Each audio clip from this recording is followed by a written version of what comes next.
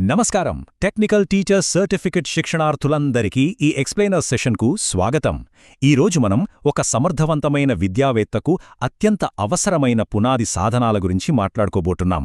అవే బోధనా సహాయక సాధనాలు. మన తరగతి గదిని ఎంత అద్భుతంగా మార్చచ్చో ఈరోజు తెలుసుకుందాం. ఆలస్యమెందుకు, వెంటనే మొదలుపెడదాం.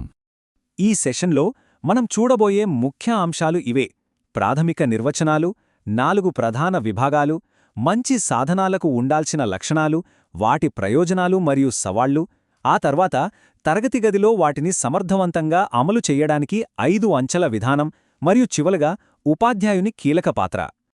మొదటి విభాగం: బోధనా సహాయక సాధనాల నిర్వచనం. సింపుల్గా చెప్పాలంటే ఇవి బోధించే సాధనాలు, నేర్చుకునే సహాయకాలు.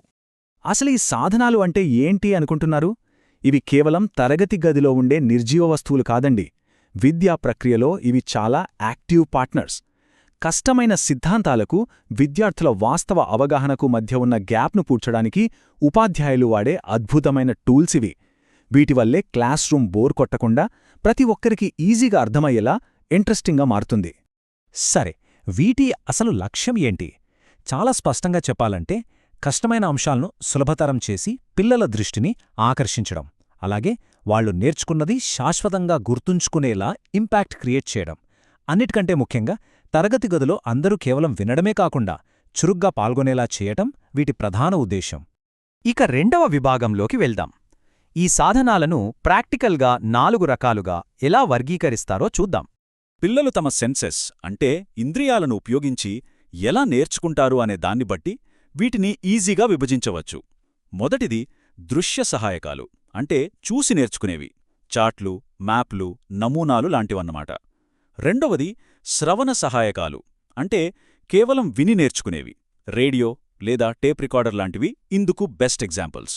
ఇవి వినికిడి ద్వారా అభ్యాసాన్ని మెరుగుపరుస్తాయి. ఇక మూడవ కేటగిరీ అటు చూడటం, ఇటు వినడం, అంటే ఆడియో విజువల్ సహాయకాలన్నమాట.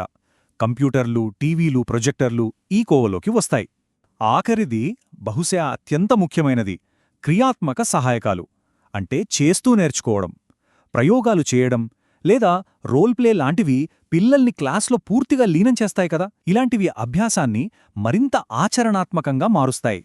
మూడవ విభాగం: మంచి సాధనాల లక్షణాలు. అసలు ఏది పడితే అది వాడేలేం కదా. సరైన సాధనాన్ని ఎలా ఎంచుకోవాలో చూద్దాం. ఏ సాధనాన్నైనా తరగతి గదిలోకి తీసుకురావడానికి ముందు మనం దాన్ని ఒకసారి ఇవాల్యుయేట్ చెయ్యాలి.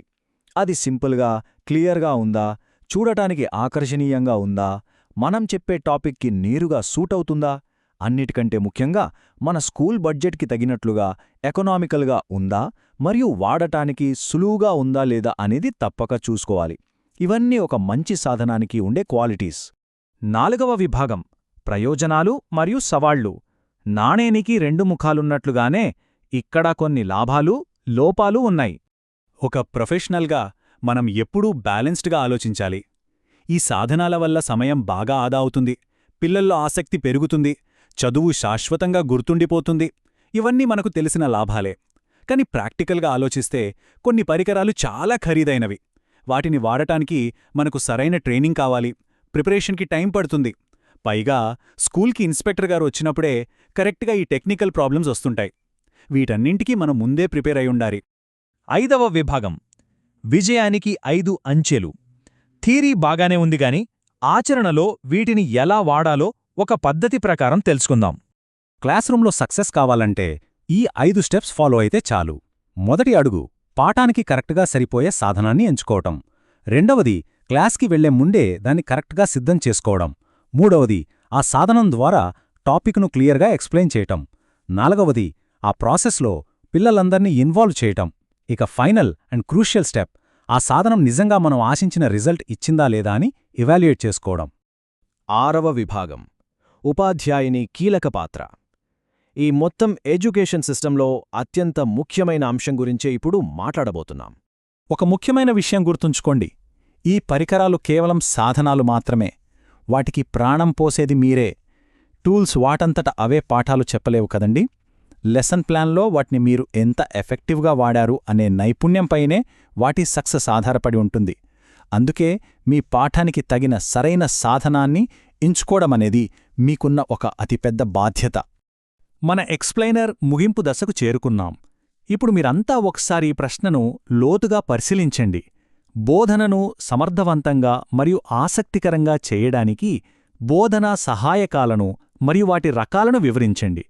మనం ఈరోజు చర్చించిన విషయాలన్నింటినీ ఒకసారి సింథసైజ్ చేసుకోవడానికి, ప్రాక్టికల్గా అప్లై చేయడానికి ఇది ఒక అద్భుతమైన అవకాశం.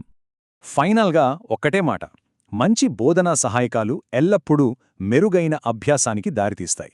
మనం చేసే ఈ చిన్న ఆలోచనాత్మకమైన ప్రిపరేషన్ ప్రతి విద్యార్థికి బెస్ట్ ఎడ్యుకేషన్ ఇస్తుంది. మరి ముగించే ముందు ఒక చిన్న ఆలోచన. రేపటి మీ తరగతి గదిలో అద్భుతాలు సృష్టించడానికి మీరు ఎంచుకోబోయే ఆ మొదటి సాధనమేమిటి? Keep learning and keep inspiring.